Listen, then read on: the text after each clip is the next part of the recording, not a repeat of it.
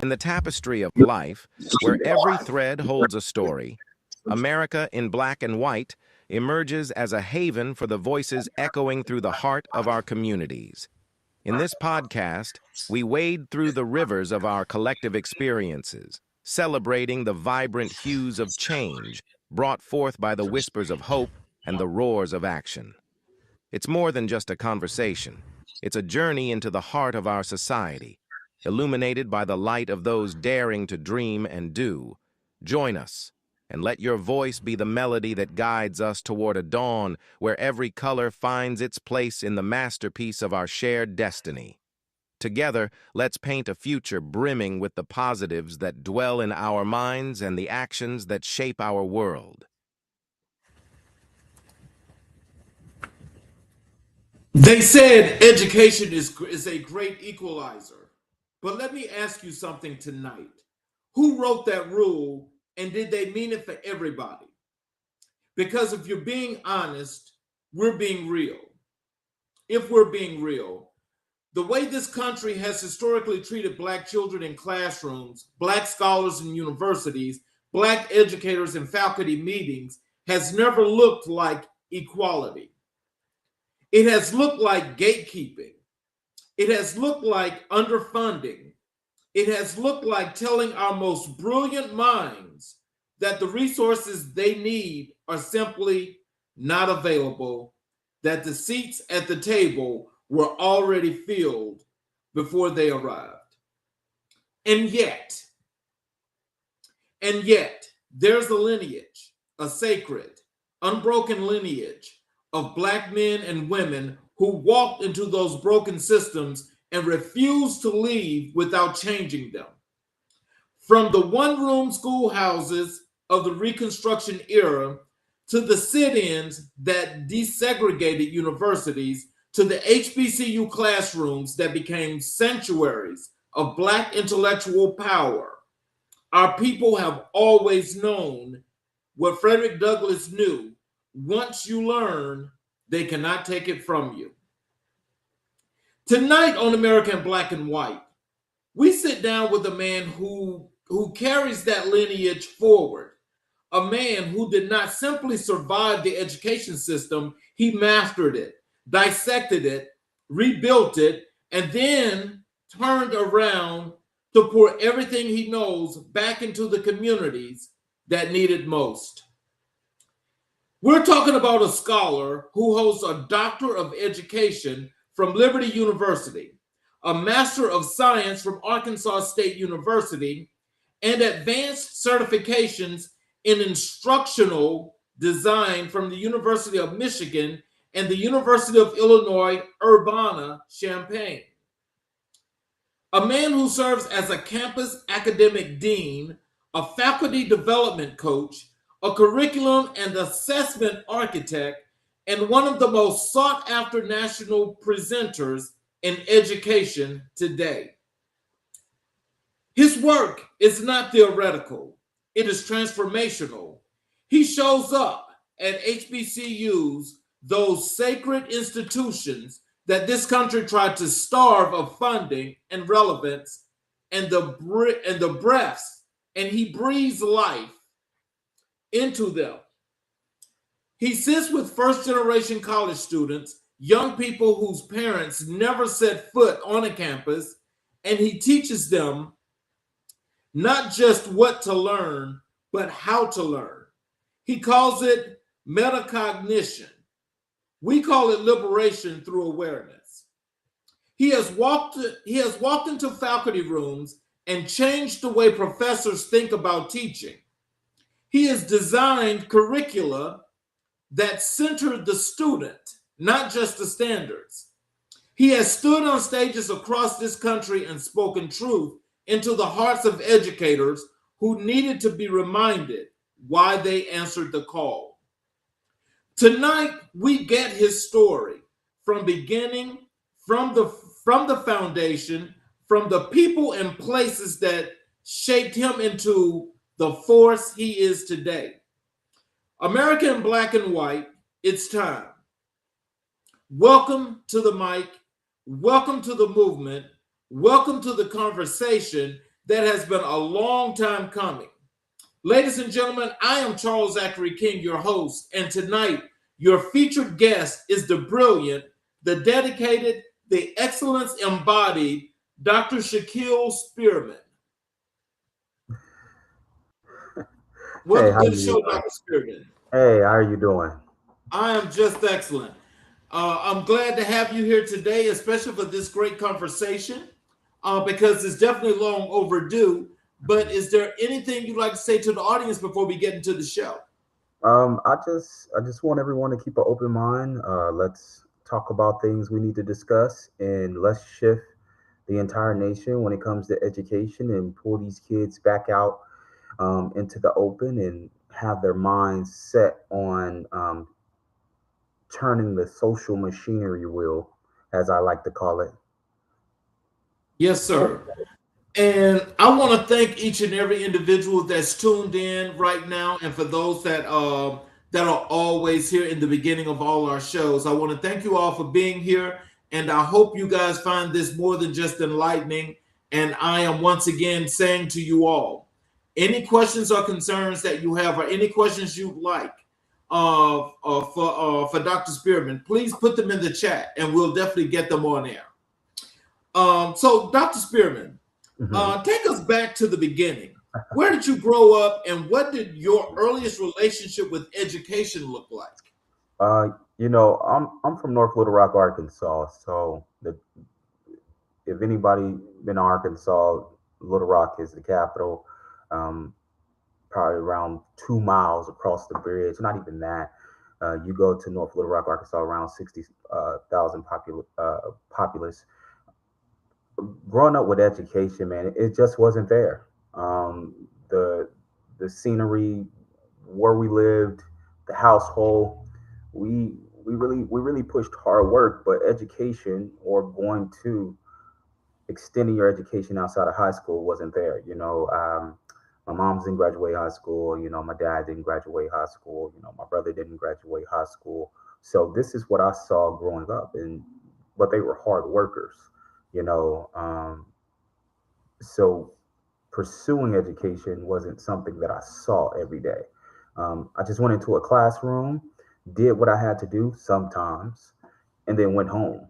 It wasn't a pursuit into higher learning.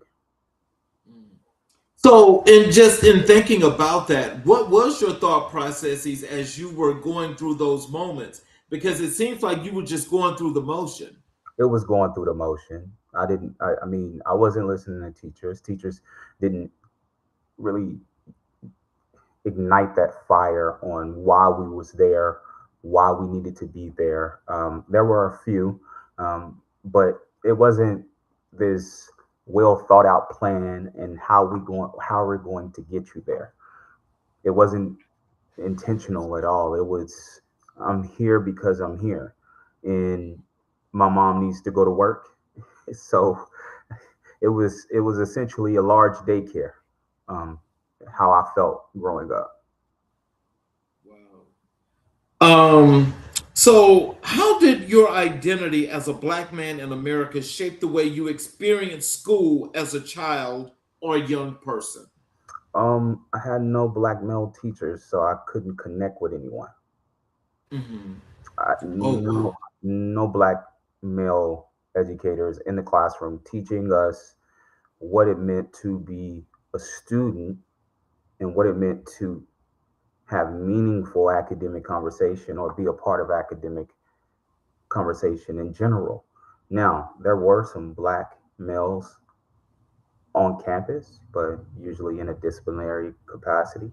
So you wanted to avoid them as much as possible, which I failed to do a lot growing up.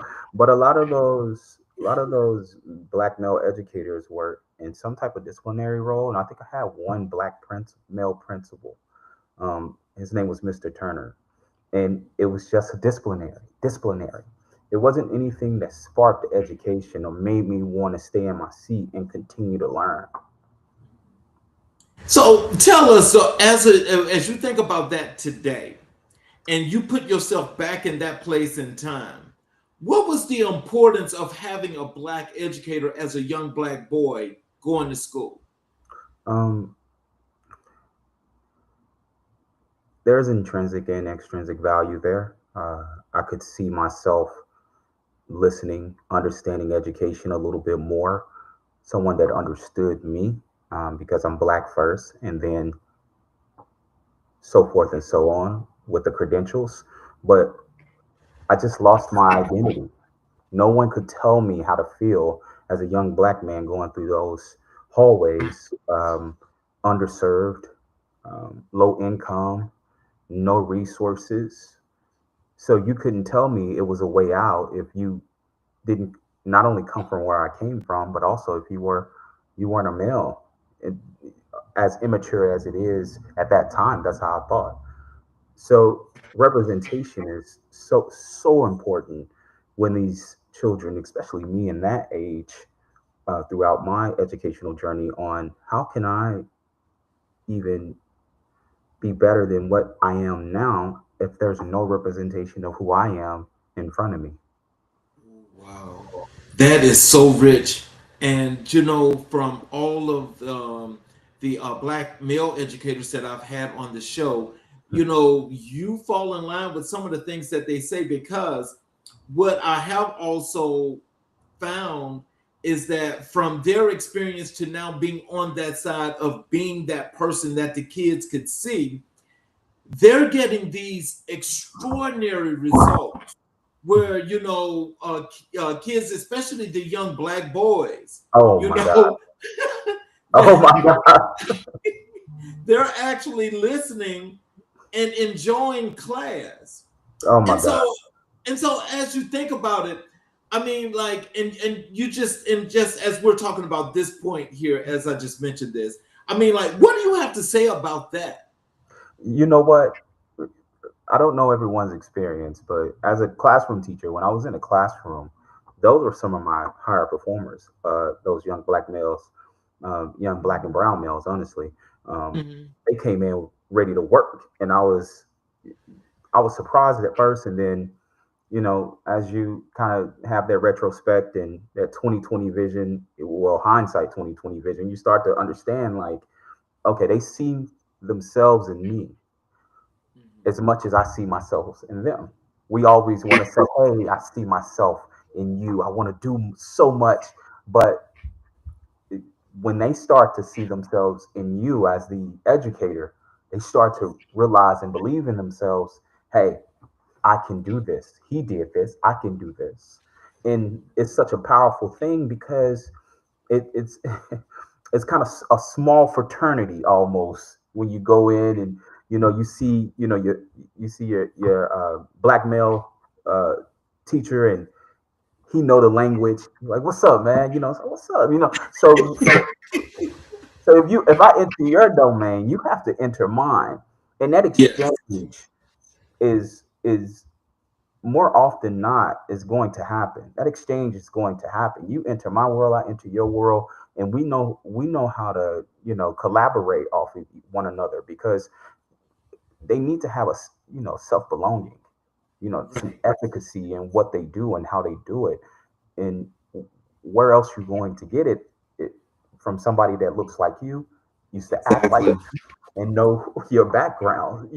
I'm never shy to show my background to these students because I understand where you came from.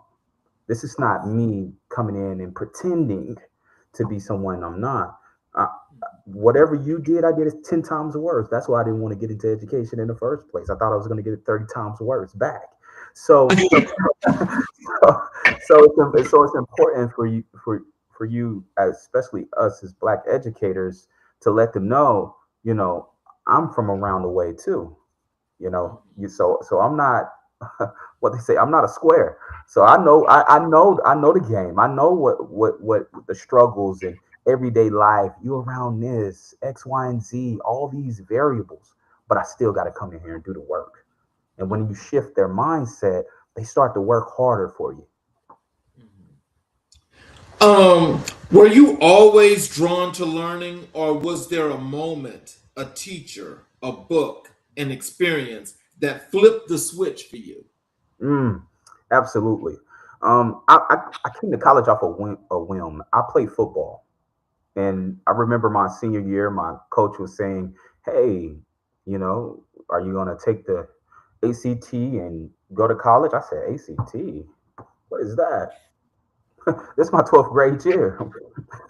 So I said, "What is that?" So I took the ACT twice, and Mhm. I wasn't a good test taker. I was in intermediate courses, and one day I was in English class. I was coming downstairs, and a professor had their door open, and she spoke to me. When I got to college, I felt displaced, but she spoke to me. Her name is Dr. Sharice Jones Branch. She spoke to me, and I spoke back. I said, "Hey, how are you doing? I'm doing great. My main thing. I don't complain. I keep it pushing." And then she started to kind of bring me into her office and kind of talk to me about some of the things and how to navigate college. And I didn't understand what it meant, but I followed what she was saying, what she was putting down. Also, another gentleman named Dr. Lunny Williams, two great black educators, and I went to a PWI, predominantly white institution. So I felt misplaced.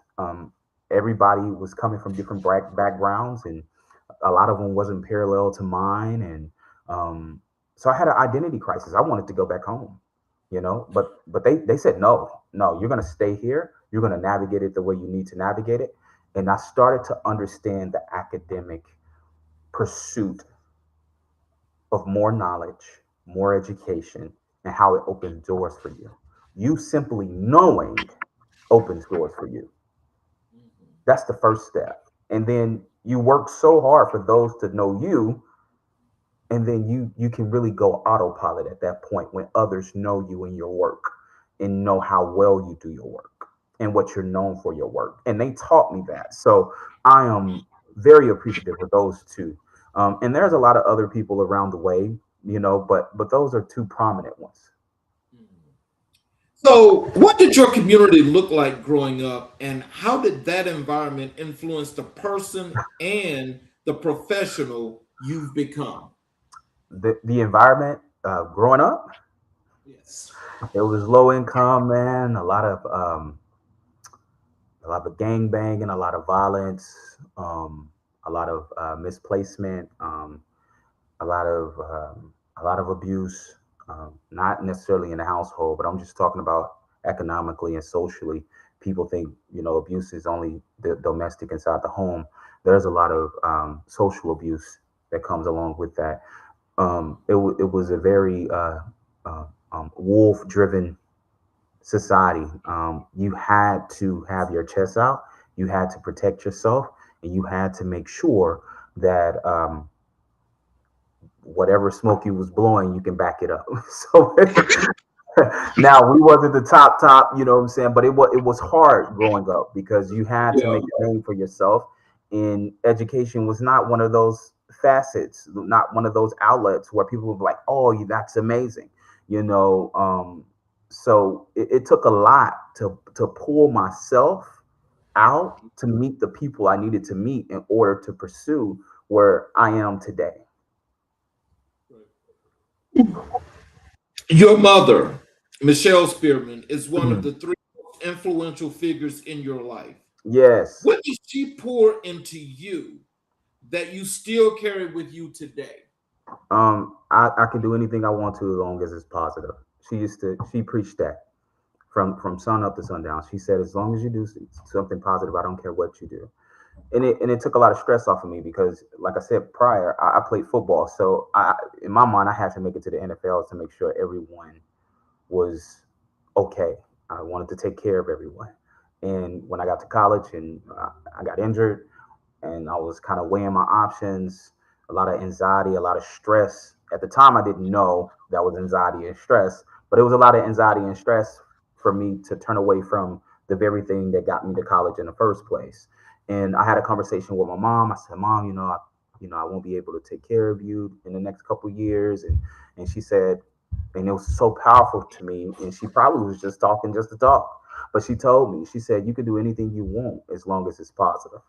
So it opened a door in my mind that I did not need to surrender to anyone else's expectations but my own, and allow me to be positive and do the positive things that I want to do in order to make my life my life. And that shifted my trajectory. It made me want to do more and do better. So, if you could go back and speak to your younger self, the kid who was just beginning to figure out who he was, what would you say? Honestly, I tell them, you keep doing what you're doing. Where you are now or where you're going to be in X amount of years, I promise you're going to enjoy it. You're going to enjoy being on those stages and talking. You're going to enjoy making sure you're right. You're trying to pursue a certain place in education. Man, just keep doing what you're doing, because you're not going to get everything right, but you will be on the right path. Let's transition over to your educational journey. Oh my goodness. Walk us through your academic path from undergrad studies all the way to your EDD from the University of Liberty. What Mhm. was that journey like? It was crucial. It was crucial. So going into undergrad, I was underprepared. I was not ready for higher education. I was not ready for post secondary education. I was not ready to be on campus. I was not ready to be independent, going to classes on time and scheduled, and what I wanted to do. Um, my future self, or myself now, wanted to do at that moment. So I ended up in my undergrad, my bachelor's. I received a 2.99. Um, and I barely edged out the way.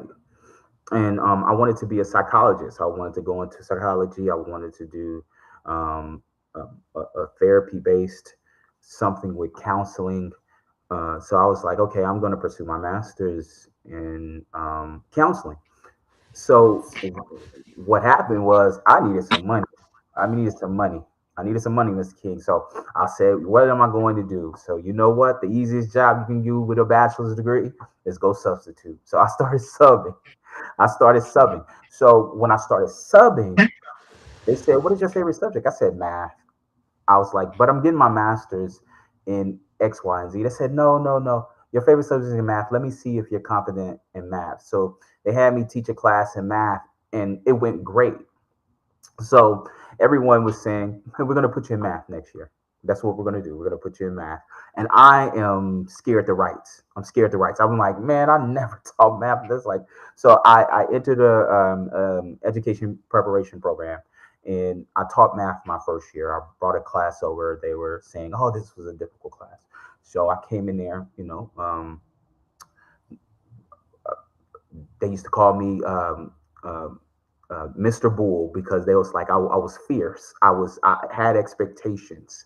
They said, "Is this a college class?" I know it's eighth grade, but this is you're going to learn here. That class, that first year, um, I had a 98% passing rate. All of those students, 98% of them passed.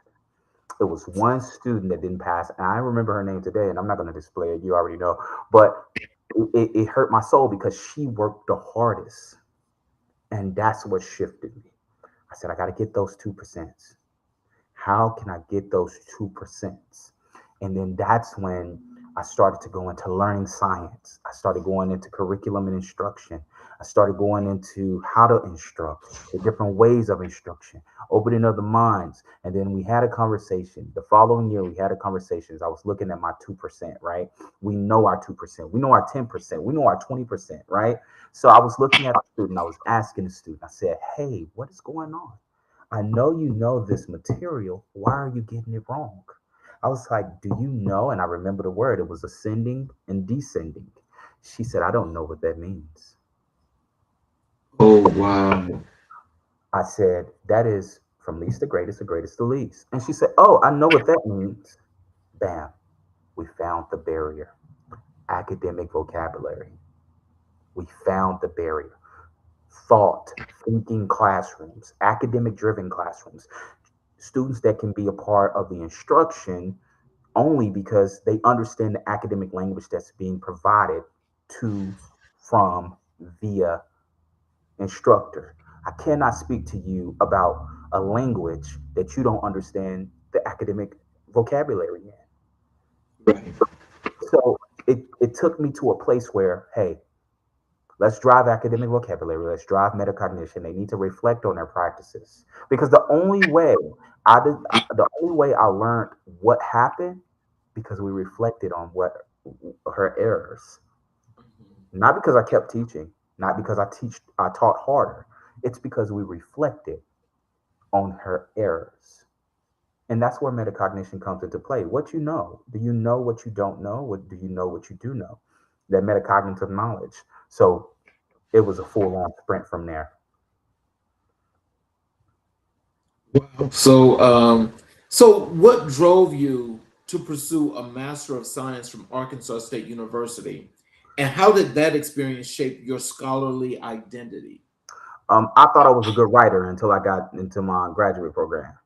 Um, they tore my paper apart. I was devastated. I felt bad. I didn't know if I was smart or not. Because back in the day, during that time when I was in undergrad, and I tell people all the time, I was like, we was writing on paper. We was writing on paper and typing in the class, typing on computer. We didn't have no AI thought partners. We had to do it from the ground up, and I think that's a kind of like a small missing portion where the productive struggle is lost.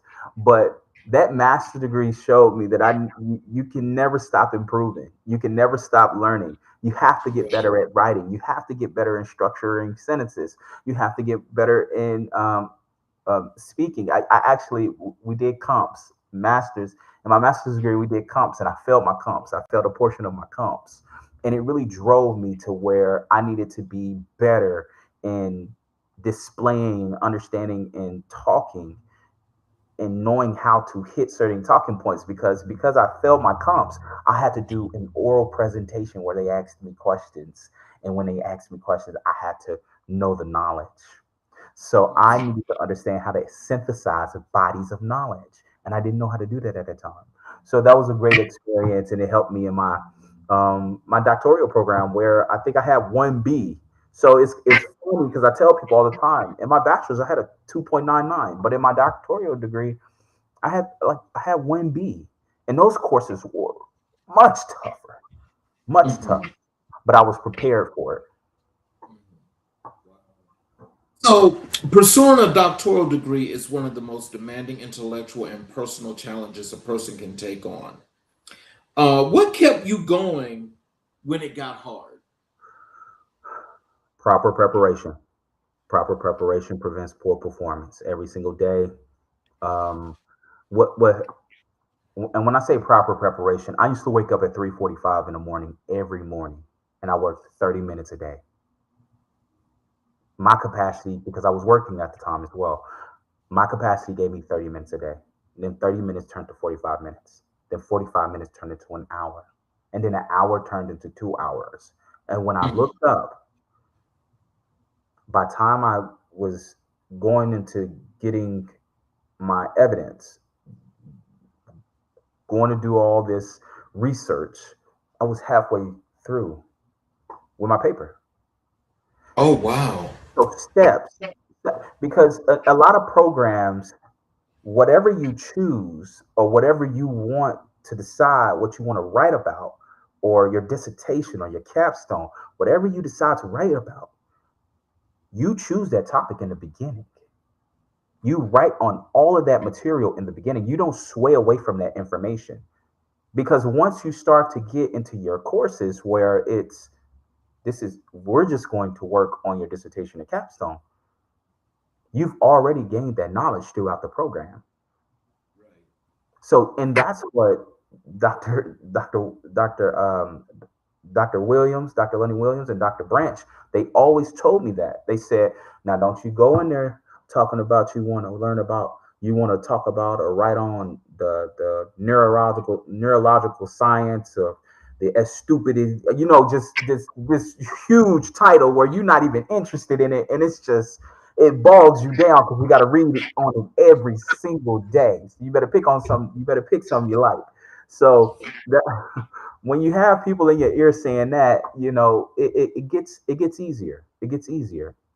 So mentorship was a big part of that pursuit, and it prepared me. So, in your preparedness, I mean, is there a comparable difference? And I know that the degree area is higher as in your doctoral program, but can you tell us what was the difference in the preparation from graduate to post grad? Um, I'll say this: the biggest difference is you can't slip through cracks in a doctoral program. You can't slip through cracks. You can't slip through cracks. It's a course or two in your graduate program where you like, okay, well let's write this and let's do this and let's expand it 5 sentences by repeating about 3 things. Oh no, not in a doctoral journey. No, no. The paper comes back and you see it's 105 comments in there. I'm like 105. You had it for about 3 weeks. So and they own every single part, every single portion. They say, why are you using this word? This word, I mean, you can use because of what I found out. Academic writing is just it's not big words. It's concise, focal positioning of what you want to say, how you articulate it, and if it's backed by information. That's all it is. Just conciseness, right? Absolutely. I can if I make a claim, can I Right. bring can I bring research to make this claim? Not necessarily correct. Can I make a strong claim by research? That's all it is. I come in there talking about the supercalifragilisticexpialidocious. I'm like, they said no, no, no. You're not gonna do that here. You're not gonna do that here. So it was an eye opening experience. Like I said, you can't fall through the cracks in a doctoral program. And like I tell people, as much I am AI and centric as I would say AI is a great tool if you know how to use it as a thought partner. But I didn't use AI during that time when I was getting my doctorate. So it was through the muscle. I was talking with myself. You think you're going crazy in that room, man. You're like, huh? Like, you know, you had to be your own thought partner, man. At times, man. It was unique and it was fascinating. And like I said, as long as you're using that AI responsibly, I think you'll have a great thought partner. But when I was pursuing, I didn't have it. I didn't know much about it, honestly. Wow. Um, so, talk to us about Dr. Lonnie Williams, your mentor and professional inspiration. What did he see in you before you saw it in yourself? He told me. I remember one time. He made me understand how intelligent I was and the potential I had. It was a 1909 scholarship, and he was saying, "Hey, you need to apply for that scholarship." And I said, I read the criteria, and I was like, and I told Dr. Lunny, I don't think I can get this. He tore into me. He tore into me like I was, and it was so professionally though. So he wasn't sitting there yelling. He was like, "Now, who told you that?" He made sure he made sure I knew that I was following him. We were not Mhm. peers. Right. Go apply. Watch what happens. I applied. Wow. I wrote my letter. I submitted my transcripts. 4 weeks later, I got the scholarship. I got the 1909 scholarship, and I go into this quote unquote, space where only a few people have earned this scholarship. You know, it's dozen hundred people in the history of the college, right? You got your little name on the plaque, you the 1909 recipient. And I asked myself, and I asked him as well, I said, well, you know, what did I do to deserve that? And he started listing the things that I was doing. I was a junior that year. He started listening to things, man, you was a chancellor ambassador. This is what you did here. This is what you did here. This is what you did here. So he made sure I understood that pre-work it's going to come to a point where you go to a space where you don't think you're qualified, but you already completed 5 years of it in that one application. That one application is just going to be a reflection of what you've been working on for so long. So he showed me the importance of groundwork. Mhm. You Wow. prior to the goal, the groundwork is essential. And if you don't look back and reflect on what you did or what you have completed or what you've done, you've lost some of what we call um, that that efficacy. Like, hey, I know I've done this. I know I can do better. That confidence in yourself because you've done the groundwork. So you always got to look behind sometimes and reflect on what you've accomplished. Wow. So, as you think about that, and some of the students that you've actually run across, what do you do to help them of this self-assurance? Because I know that is one of the things you've got to be most proud of for yourself. But just when you look back and you're giving back, how do you do that with your students? Um, I let them know this. Whatever you know, it's because you've been around it enough. And whatever you don't know is because you haven't been around it enough. Whatever you want or you desire or what you think that's going to be a pursuit what that's worth pursuing, be around it enough. If you're in this classroom and you're not engaged, you'll never understand the art or the science of what this classroom means. And they say, how do I do that? And there's another bridge. So I teach them how to be better students because we have this as educators, we have this thing in our minds like you should have known this by the time you got to my class. No, I don't care what you know, I don't care what you do know. But what I know is that there's a bridge where it's my classroom, my context is going to help you in the next classroom. So let's follow there, regardless of where you came from or how high you scored on your last year's test. Regardless, let's let's break it down to the brackets and let's make sure that we understand what we're doing as students. How can you be a better student? How do you take notes? How do you think? How do you process structure academic reasoning? So I really invest in students to let them know it's not that you don't know, no one taught you how to figure it out. Wow. So in students, it's like, I know this. Of course you do. I taught you. I taught you how to grab information and dissect it and make changes when changes needed to be made. When they independently do that and reflect on it, their confidence goes through the roof. Right. Dr. Sharice Branch is described as an academic role model and guiding force in your life. Mhm. How has her example shaped the kind of leader and scholar you aspire to be? She made me a writer. She's a Mm, writer. hmm. She's an amazing writer. And I don't give compliments like that. She's an amazing writer. Um, she has always, throughout my time wanting to be an author, writing position papers, writing research papers, I will send it to her. It'll be so much red marking on there. And she lets me know, hey, we got to do better than this.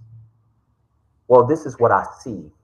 She gives me so much constructive feedback that when I'm looking at my material now, I know where I'm going. I know how to write in a fluid pace. I understand, oversaturating paragraphs. She has really taught me how to be a great writer. I'm still pursuing that greatness, but she has really placed an expectation on me to continue to rise as a writer. And I talk to her. I try to get into her planning time monthly so I can speak with her and talk to her. And she always give me little nuggets about, if you have a claim here, what's the backing? What's the research? Your claim is too broad here. You need to make sure it's more focal. So she has always helped me understand writing and how to get better as a writer. Oh wow. I'm gonna tell you this. As I was going through my educational journey, I will tell you that is the one thing. This is my right hand here.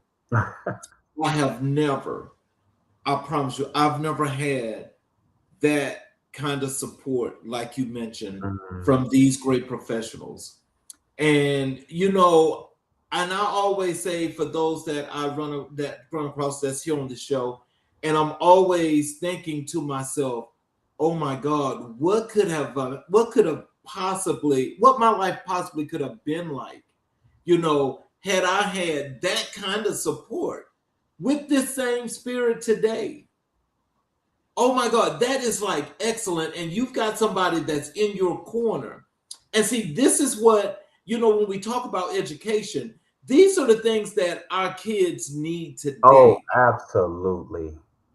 And so when I look at you, I'm sure that you're doing this for your students. Oh, yes. Oh, yes. I'm doing this for every student that comes from the same background as me, same students that look like me or don't even look like me, but mostly look like me. I want them to look at me and say, if he can do it, I can do it. I love that. I love when students tell me that. I love when those black and brown young men say, hey, if you could do it, Dr. Spearman, I know I could do it. Absolutely. And I'll meet you at the top because the bottom is overcrowded. I tell them all I mean, I like that. the bottom is overcrowded, and and that's just the pursuit of excellence. Excellence. The pursuit of excellence is lonely. Those early mornings, or those late afternoons, or getting X amount of episodes on one of the trending, most upcoming coming podcasts. This is not nothing that is normal. I also applaud you too for bringing on such critical pieces in our environment that is contributing to education and giving them a platform to talk about what they want to talk about. This is not something that's done every day. We're still going through barriers. Yes, I have a doctorate degree, but that doesn't mean there's no barriers that I have to fight through. Now they better bring their research because I read. So I tell people all the time. I'm also want to throw this in the air that I appreciate you bringing me on. So, was there a single pivotal academic moment, a course, a dissertation chapter, a conversation with a professor that fundamentally changed the direction of your career? Yes. Um, I was I was preparing for defense, and I was nervous, and I told myself, "Man, I don't want to come back. I just want to do it one time. I want to finish it. I don't want to come back." Mr. King, I got onto that Zoom, and I spoke like I, I the words were just flowing out my mouth. Mhm. That's how prepared I was. From understanding the research, from dedicating my time to being able to talk about things that I'm passionate about, everything was in a flow state. I was able to speak so clearly, concisely, answer all questions that when I got off and they say, "Oh, congratulations, you passed, um, you successfully defended," I told myself, I need to stay in that state. Whatever that was, I didn't know what that was. I said, whatever that was at that moment where I became a lifelong learner, I need to stay in that state. So at this point, from then to now, I'm in the works of 3 books. I'm reading research every day. Somewhere I'm reading an article somewhere. And that flow state made me understand that when I speak about what I'm passionate about, it's never my own opinion. It's a research that I've gathered. So I'm just synthesizing what I'm reading. That's where the intelligence comes from. That's where I can be at the top of my game. I don't have to fumble over my words. I don't have to not make sense to others. And when I started to speak in a way where this is a highly intelligible young man, people purposely try to misunderstand me. Oh, wow. Really? Oh, absolutely. Absolutely. People sometimes purposely misunderstand you because they understand how intelligent you are. Yes. Intelligence is a Wow. threat. Intelligence is a threat. So when you're speaking in a way where it's backing research, it's backing thought, and it's backing theory and practice, people can't do anything but to consider what you're speaking about. And what's one thing that will debunk consideration from what you're speaking about? Confusion. I don't know what you're Yeah. talking. Yeah, I don't know what you're talking about. What do you mean? You mean, yeah, you know what I mean. This has been doing it for the last 100 years. I read this like 3 weeks ago. Like I know exactly what I'm talking about. So then you start to get into spaces where you're actually combating those individuals that are trying to purposely misunderstand you so you can't elevate. That sounds like that quote by Frederick Douglass. Education is something that they can't take away from you. At all, at all, at all. So we can talk. So the thing is that people, I have a book coming out, right? And Okay. at this point, me personally, I'm looking for publishers, right? And it's so difficult because I am highlighting that Brown versus the Board of Education. Um, Ooh, um, okay. and we're talking about the black economics and what happened afterwards, the displacement of around 100 200,000 educators, um, Mhm. nearly a billion of funding just gone out of the community. And it was interesting to me, and I wanted to talk more on it. And I come to find out that now, watch it here, and we talk about um, systematically being intentional about what you're trying to do. Horseman, he tried to create public schools because they were building too many prisons, and too many of the white colonists, those that weren't rich, they were going to jail. So he was the last pillar to bring public education. So a lot of those poor white communities received education so they can be a part of the social machinery, and they can also be a part of the economic lift. They said public education was the key. Education in general was the key, and they wouldn't have to build that many prisons. So if this theorist, about 100 years ago, 100 and something years ago, said education is the reason you can be a part of society, and it's a preventable measure for a student or a person to go into prison. Why is the prison of pipeline theory so thick in the black and brown communities? When you already know this theorist and this political activist, 100 and something years ago, told you that public education and sufficient education will is a preventable measure for them to not go to prison because they were building too many prisons for those communities to not go. once you start reading and understanding and knowing this research, you start speaking a little differently. You start writing a little differently. You start understanding a little differently. And the intentions, you understand people's intentions when you read enough. So it's critical. People try to misunderstand you simply because they know your potential. They know your potential. Now, So, this is the last thing I'm gonna say, and then we can continue. I think during my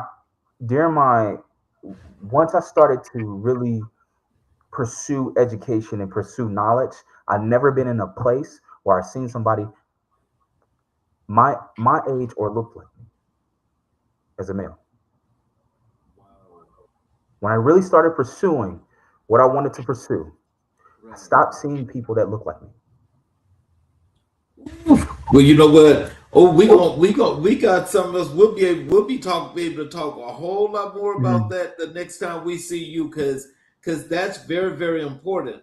And I can just imagine as you're saying that out loud, and I think for the folk that are out there listening, they should take heed to that because that's like what you put a pin in it. You put a pin in that. That's a keynote.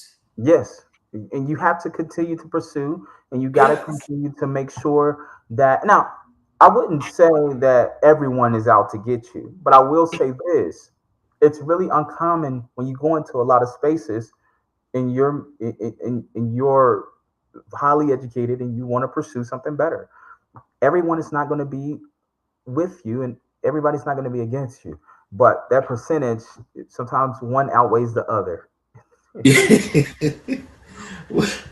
I believe me. I believe I you. already know, you know.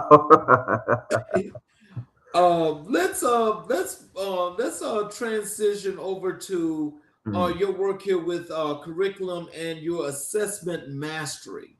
Okay. Assessment is one of the most debated and often misused tools in education. Mhm. How do you define assessment literacy, and why does it matter so much? Um,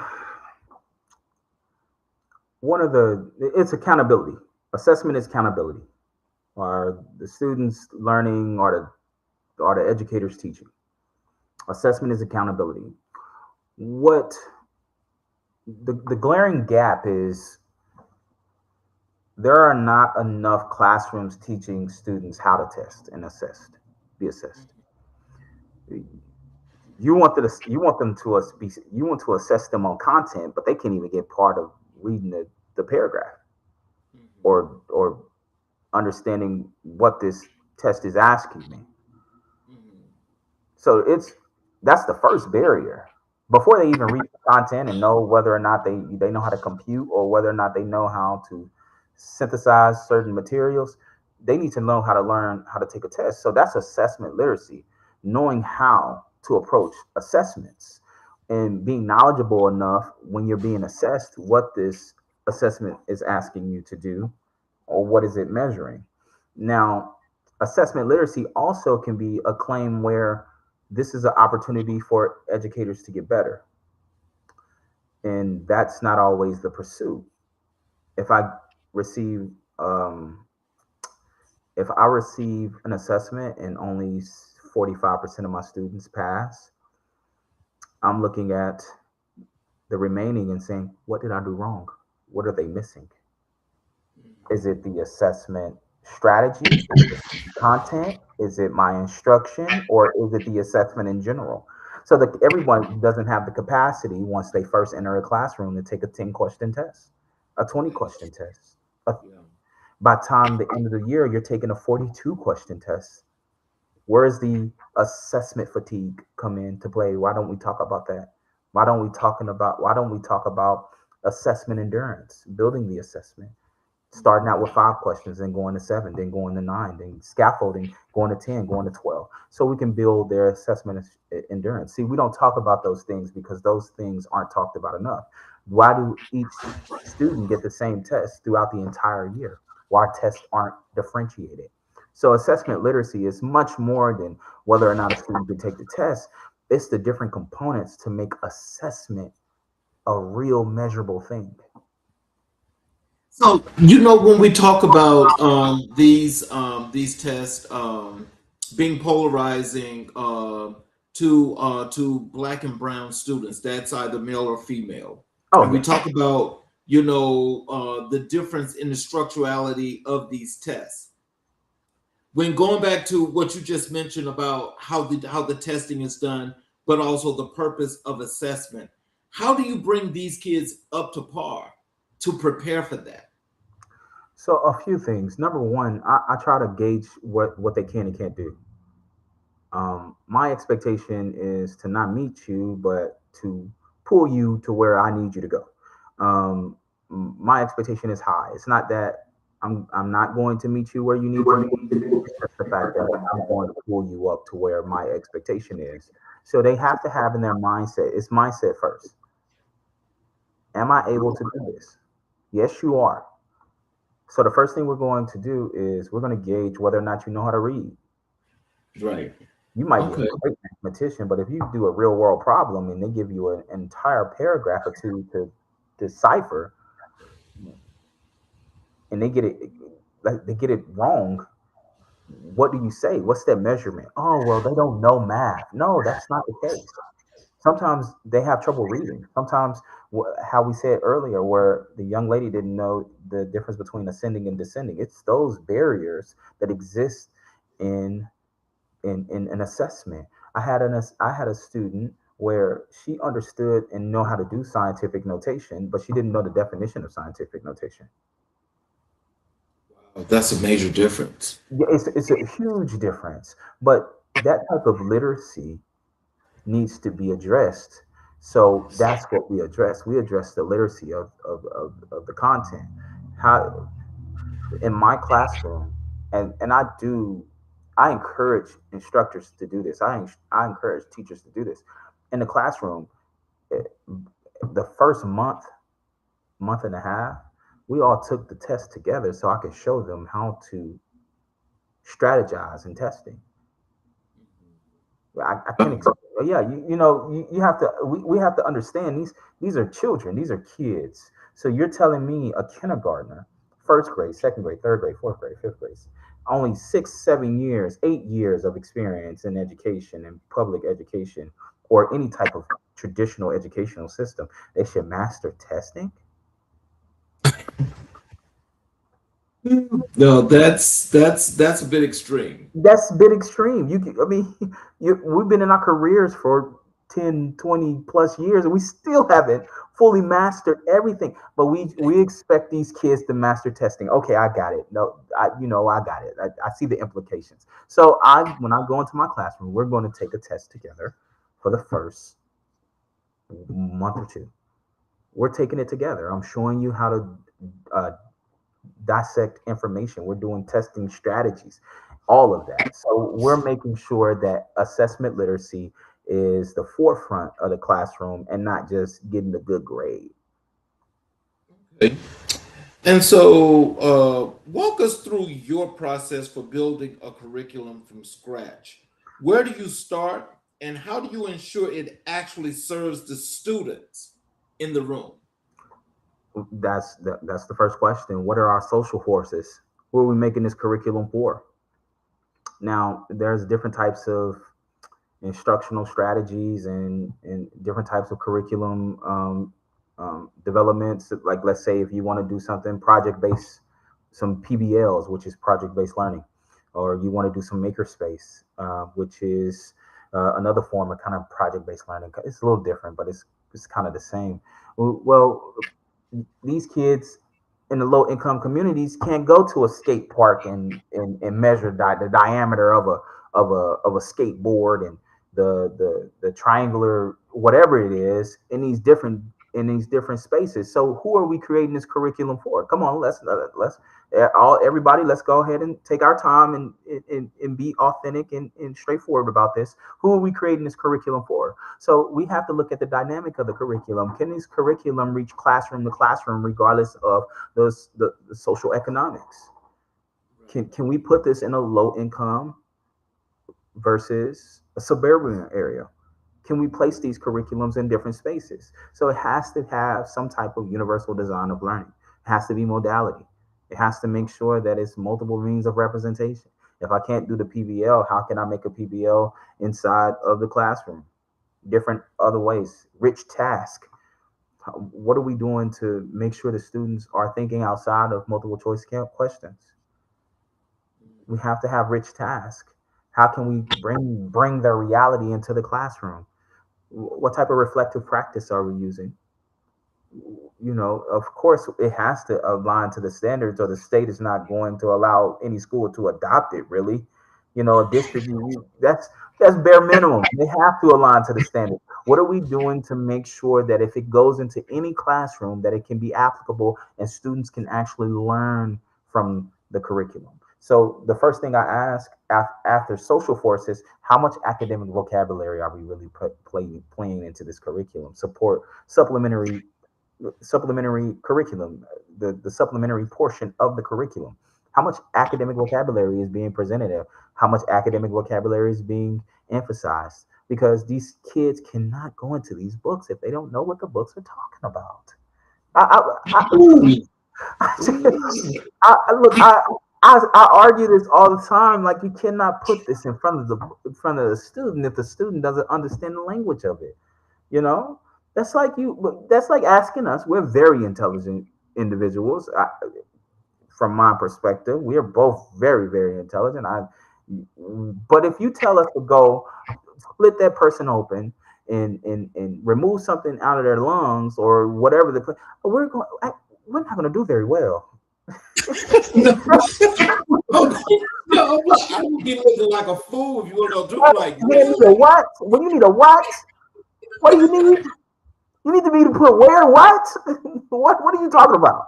So it's ideal that these students can come into these classrooms and access this curriculum, and this curriculum is an entire different language to what they go home to.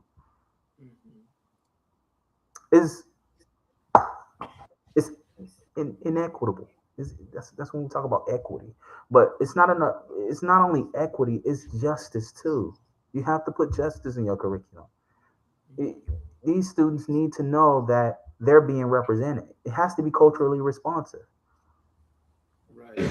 I just wish that hopefully, when that light comes on and that blockage in the minds of those that are controlling these things, that finally there's no need to be afraid, but just let this system be what it's supposed to be, because what they are teaching on, I'm gonna go. I'm sorry, but Go I ahead. mean, you correct me if need to be, but I mean, this structure that's being used right now it started out as good after when Reconstruction had started, when this country was built on this foundation of all of these black leaders that control this country, all of this foundation that is built on for today.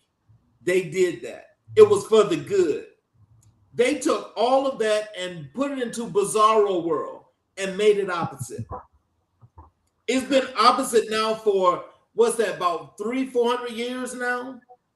And so, with this being said, how much more lying and deception can you put into these things when you know that nobody's really getting it, which is why so many people now are just saying, forget about education. Well, everyone wants to be the star player. I'll say that. And when you have a room of people that everyone wants to be the star player, and it's only backed by credentials and not experience, how are you going to develop real world, impactful, culturally responsive tools if you're not forecasting or going into those communities to understand what you're writing it for? How Right. you write it. The decision makers are oftentimes individuals that never taught in the classroom. Yeah. There is an element of business that goes into education. There's an element of business that goes into education. But the larger space is the student. And once we remove the student from the pursuit of building education as a whole, Hmm. it starts to crumble. Yes. The center of mass is gone. Right. What I would like to see is more policy change. Hmm. What I would like to see is the dynamic of school changing. Everything is going hybrid, everything is going remote. Hmm. Why isn't school following the same trajectory? If this was 15 years, I would have to be on that couch over there, sitting down next to you. Just 15, Hmm. 10 years ago. Hmm. Everything is changing. We have to let education change as well because education is just one big research, it's just one big experiment. An Right. idea. It's not something that everyone said this is what we know that's going to happen. This is an ideal and a theory that has been working really, really well. And in its first time in history, it's asking to change the profession of it. Mhm. We're I'm gonna starting tell you, to. Hmm. I ain't gonna hurt their feelings. I ain't gonna hurt their feelings because what you saying is so true. But you know, there's a lot that goes into that because what you speak is what people should actually be listening to. There's a lot that goes into that. It does. It does. And when you go into a space where you know the students are struggling and their only support is after school tutoring from 4 to 5, but they don't have a ride home. Hmm. Now everywhere else, now everywhere else, we have all these tutoring centers, these centers of engagement, the center of learning, the Kumans, the mathesiums. They have all of these things. Where are like where are they in the low income areas? Exactly. Can't say that too loud because they're gonna say, "Hey, well, what you mean? Like it's right?" No, no, that's 10 miles away, man. My mom thought 10 miles was a grip back in the day with that little Buick. It was a grip. So we have to make sure that they like we understand that academic or being able to have access to that support is there. It has to change. After school tutoring is not. I want to go into a space where it's air conditioner, different people, and professionals everywhere, and it's a room full of my peers, and we're writing and we're doing all of this thing. Why only in the low income community tutoring means that you're dumb? Let's see. Ooh, that's I- one of those things again. That's something we'll Why is have to that have that stereotype? discussion Why is it stereotype? because mm, It's- I haven't defined low, this out. I've been in education for almost 20 years. Why only in the low income communities tutoring is seen as that you're dumb? Anywhere else, it's like, oh man, this is for me to get better. This is for me to excel. This is for me to, I need this. Let me go here. Let me go here. In the low income community, tutoring saying it's a stigma. Why is that stigma there? Who created that stigma? I don't know personally, but I promise you, if I read enough, I'll find out. But who created Mhm. the stigma? We have to Right. shift that. This is where education needs to change. You only put kids in there when they're struggling versus putting kids in tutoring ever since kindergarten. So when they grow up, they know this is what this is. Exactly. Tutoring doesn't mean that you need like that you're struggling. Tutoring means that I need better understanding of the concept, whatever that discipline is. So why isn't it used ever since kindergarten? Why is only the only time when the low income kids are in tutoring is because they on the verge of failing a course, failing the Mhm. class. Why is that? Exactly. Why didn't I put into tutoring ever since they're kindergartners? Hey, this is extended learning. If you do that Yep. for kindergarten, first grade, second grade, third grade, fourth grade, fifth, by the time they get into middle school and high school, they'll say this is extended learning. That's why so many low income students, when they come from different first generation students, all of those students that don't really have a great educational background in the home, that's when they go to college and they flunk out. They fail their courses because they don't know how to go get extended learning and tutoring. They feel like they're dumb. They feel like they don't belong because Exactly. somewhere they told them, somebody told a student or created an environment that says if you need help, then you should, like, you don't know it, you shouldn't be there, you get displaced. Yeah. I That's don't know. I could go that's on a a rant all crazy. day, Mr. King, but I could go on a rant all day. But yeah, but honestly, that's what it saddens me. It saddens me. That's the perspective. So, can you tell us how do you incorporate data informed instruction into your curriculum and assessment work without reducing students to numbers or spreadsheets on a spreadsheet? Oh, absolutely. So it depends on what type of data you're looking at. So if you're looking at performance data, how well a student performs, it can you can easily go into a space where you're just treating them like numbers. But when you start looking at background, educational background from parents, home life, you you do much more metadata on a student and you get the person and not just the student. It's easier to start incorporating different aspects not only into your instruction but into your curriculum as well. When I was in a classroom, I had a lot of black and brown students, and a lot of my brown students worked after school. Why am I giving them a large amounts of homework? Why am I creating curriculum with large amounts of homework if we know that these students do not have the academic support? Do we have built-in intervention? Do we have built-in tutoring?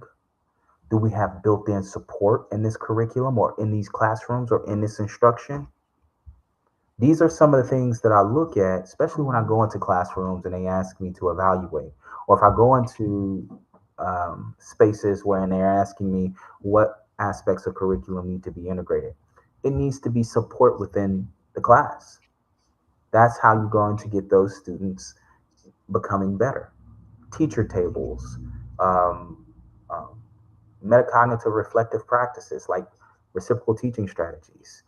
I created a framework called Prepare, where it teaches the student structured academic reasoning. So things like that really gauges on whether or not the student can learn and how they can improve on their learning as well. Equity and assessment is a topic you care deeply about. Mhm.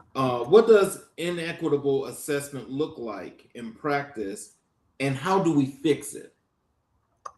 Well, what I was alluding to earlier when we discussed about the amount of assessment questions on the test, we're talking about heavily academic, language driven assessments. Are you measuring whether or not they know how to read on a 10th grade level, or are you measuring whether or not they really understand the content? Now, reading level is important, but how are we getting them there? What is the instructional pathway that those students are on inside of your classroom in order to ensure that they have equal access to that assessment? So we have different types. We have English learners. We have students with IEPs, 504s. What are we doing to create an environment to prepare them to take an assessment? Are we just going up there to teach? So these are some of the equitable variables that I discuss with teachers. When you're assessing students, are you assessing them purely on the content that you taught this week? And do you do that for every week until the test? If so, How are they going to retain the information you taught 2 weeks ago, 3 weeks ago? So it's not equitable. Before they get to before they get to the end of the year exam, they should have taken the end of year exam already. Exactly. It's not going to be one subject or one topic or one standard on that end of the year assessment. So therefore, you need to make it equitable enough to where they are experiencing different standards each week in what you've previously taught. So it's a lot goes into making assessment equitable. But one thing you want to do prior to the end of the year assessment is differentiate your test. You have your high level learners and you have learners that have instructional priorities. There's no reason why in the beginning those students that are taking those high order assessments are the same exams where the students having instructional priorities. Students that need additional help, why are they taking the same exam? That's not equitable. So those are some of the things that I feel that comes with making assessment equitable. Differentiation and making sure that they're prepared for the assessment and the modality of the assessments. So, how should institutions balance standardized assessment requirements with the need for more authentic, culturally responsive evaluation methods? We shouldn't overtest these students. Mhm. There should be clear cut boundaries and scores and pathways. Over assessing students does not make them better assessment takers. So when you take your beginning of the year assessment, they automatically go through a certain pathway. They have a cut score, a classification, Mhm. a measurement. If you fall into this, we know that we have to do this pathway and we have to pursue it. That's what needs to happen. They need to have pathways depending on their scores and assess less and give more support, because over assessing doesn't mean you're going to become a better test taker. What is the most common curriculum design mistake you see institutions making, and what does the correction look like? Mm.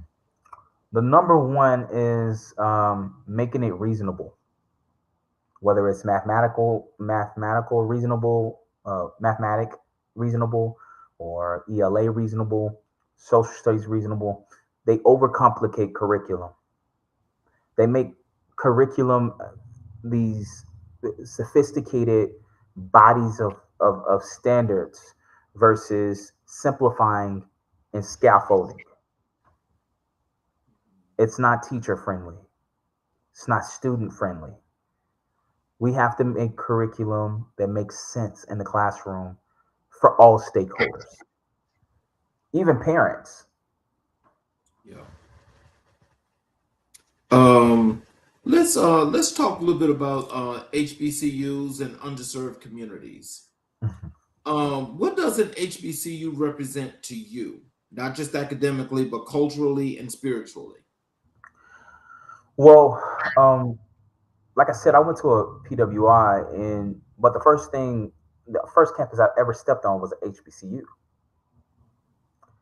um, and it opened my eyes to how many different types of Black people are out there. He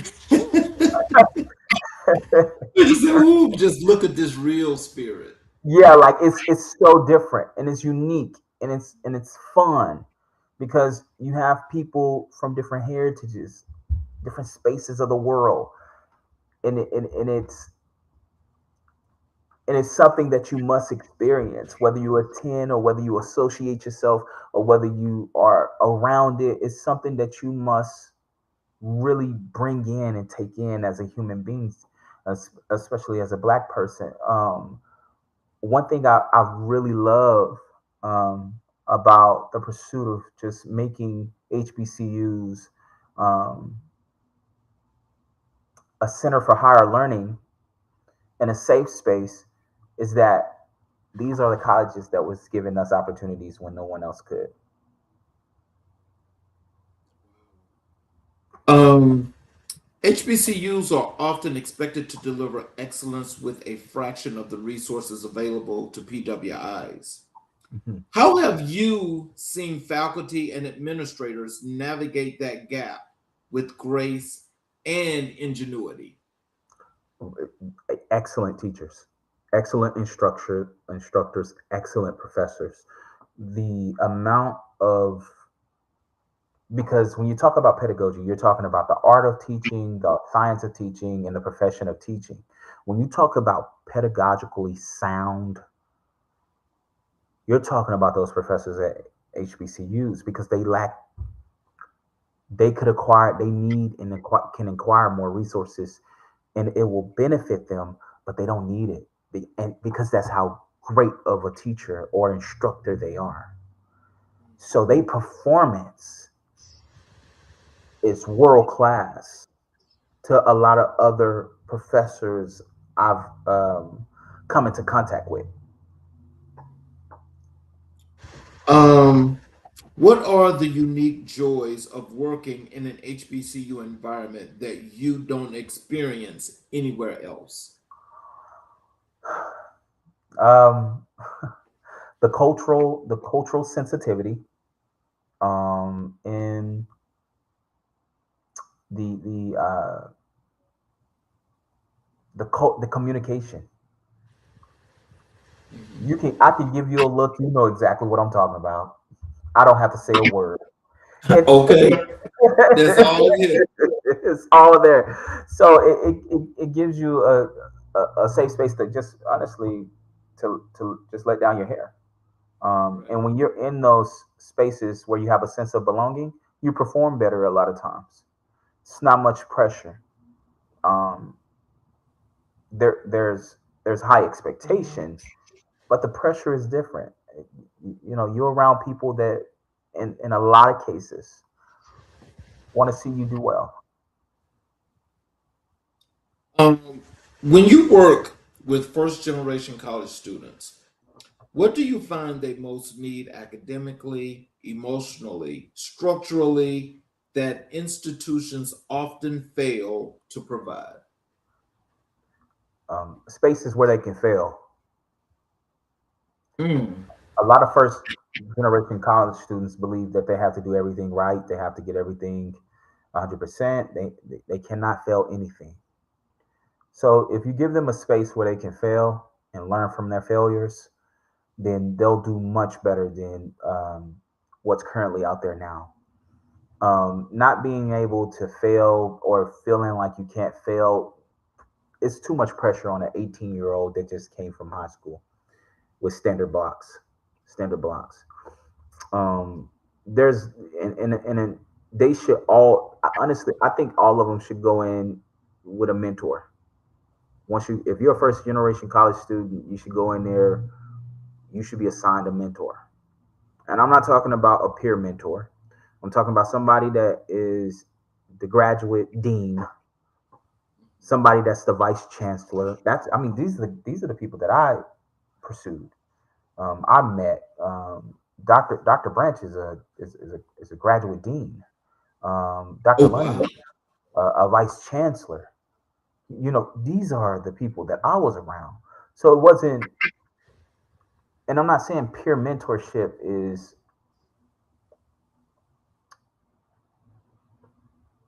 ineffective.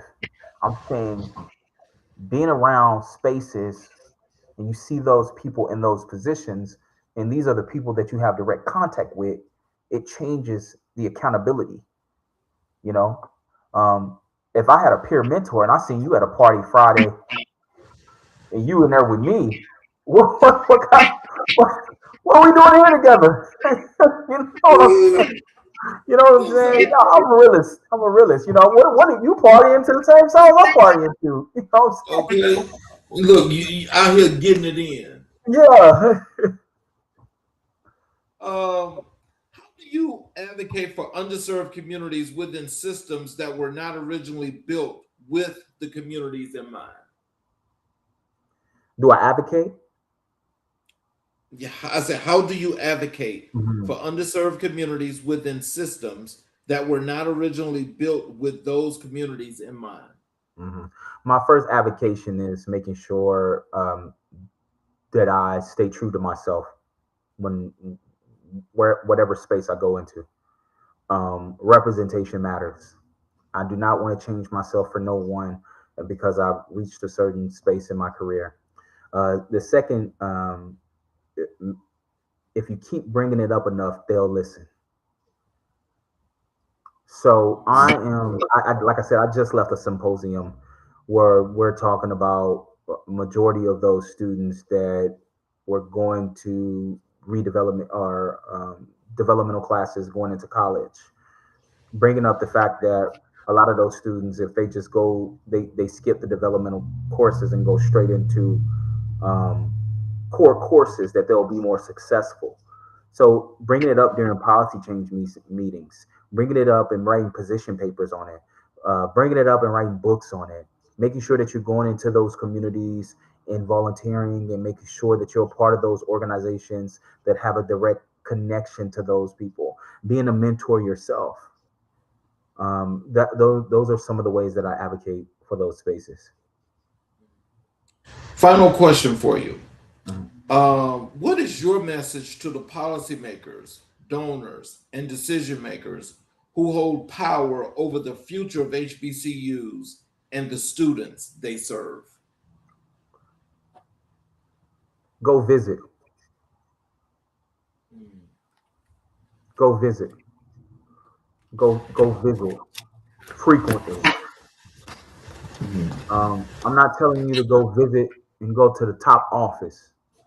Go visit on the grounds. Go visit in the classrooms. Go visit those professors. Go visit those students. Talk to those students.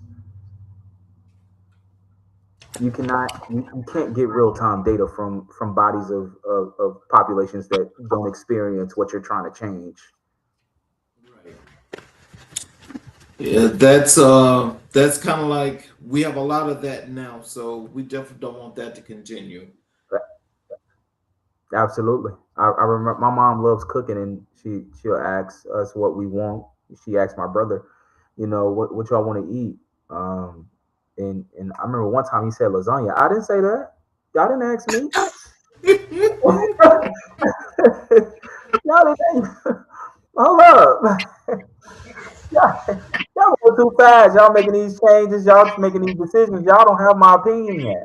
So I think it's really important to go get those opinions of those people that are actually experiencing the culture, the community, or the surrounding areas. There should be so much more money going into those student living conditions. There should be so much more money going into those environmental to the academics. There should be so much money going into safety. Nobody talks about the safety of those campuses or the lack thereof. It needs to be more. We can do more. We can do more. So, in closing, what is the words of wisdom and encouragement you'd like to leave for our audience? Tell them how they can connect with you via social media, your website, all of those good things that you'd like for them to know. Absolutely. Everyone, if you want to reach me, Doc Spearman underscore uh, on Instagram and TikTok, Facebook, Shaquille Spearman, LinkedIn, Shaquille Spearman. Reach out to me, DM me, and we can get to work. If you need any type of consulting, or if you want me to come in and just do an evaluation and talk about the curriculum coherence or assessment coherence, I'm always open. If you want me to come speak, I'll come speak, and we can kind of discuss and talk about that as well. Docspearman.org. You can go see my website and some of the free materials that I have and some of the upcoming publications, and also some of the position papers that I've already written. And like I said, thank you so much for having me on this platform. Um, and please, all viewers, if you need anything, if you just need consulting, especially in the K-12 space, if you need free consulting and you want me to come and put fire to the feet of those schools about equity I will, because I don't know them, they don't know me, so we can. I'm ready to fight for anyone and everybody, especially in those communities where they need voices. So, in closing, I'm getting ready to close. When I do Mhm. close the show, if you could stick around for a few minutes, I would definitely appreciate it. Absolutely. Um, for those of you that are watching and have watched us throughout the entirety of the show, I appreciate your support again. For those of you that are watching, especially on any of our YouTube channels, if you have not yet subscribed and enabled all notifications, I ask if you would please support us by subscribing and enabling all notifications, where you get all shows live, and you're also able to go back and watch any and all of our previous recorded shows with all the great superstars that have been here, that's left words of wisdom for each and every last one of you to help in building communities, but also unifying. So, in closing, I have this monologue that I like to close with. You know, there are conversations that inform you, and then there are conversations that transform you. Tonight was the latter. Dr. Shaquille Spearman sat with us tonight and did what only truly great ones can do. He made the complex feel accessible, the academic feel human, and the personal feel universal. I want to call out a few moments that I know are going to stay with me, and I believe they'll stay with you too. First, his reminder that metacognition is liberation.